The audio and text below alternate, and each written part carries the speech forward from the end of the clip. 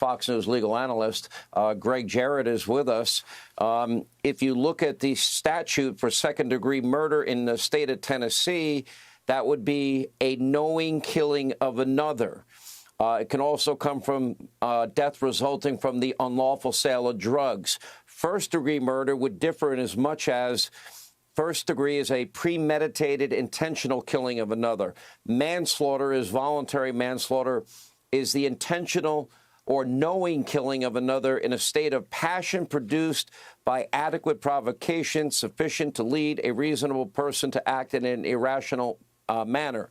Second-degree murder, a Class A felony in Tennessee, 15 to 60 years in prison, and a fine of not more than $50,000. It might be early. It's certainly going to be argued in court.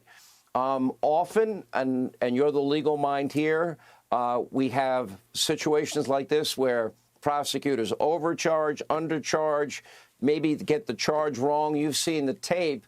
What is your take on the charge based on the letter of that law?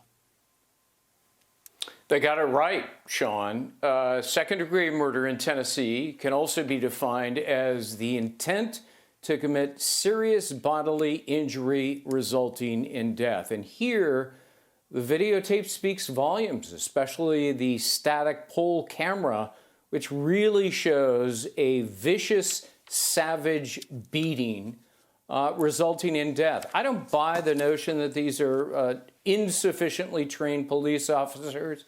I think these are well-trained officers who got angry.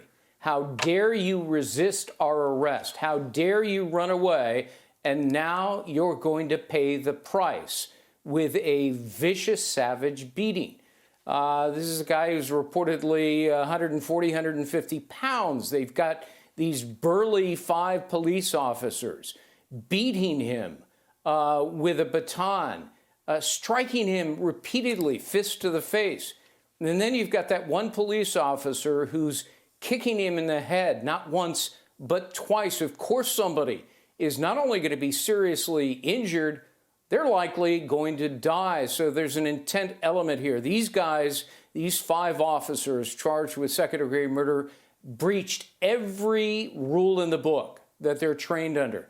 They failed to de-escalate a confrontation. They failed to subdue a suspect.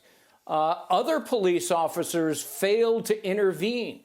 And then, as he's dying on the ground, as Nichols is fighting for his life, they fail to render aid. And they have an affirmative duty to do that. And by the way, where was the sense of urgency when the medics finally belatedly arrived? It's as if they just didn't care either. I understand they've been suspended. Perhaps they should face some criminal charges as well. So this is a horrific case, but the second-degree murder charges are absolutely 100% merited.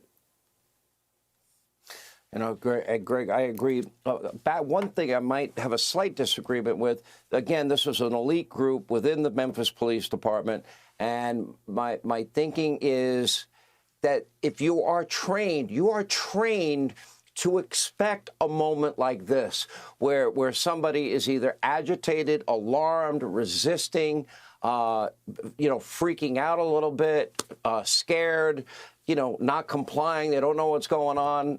I mean, that's basic training.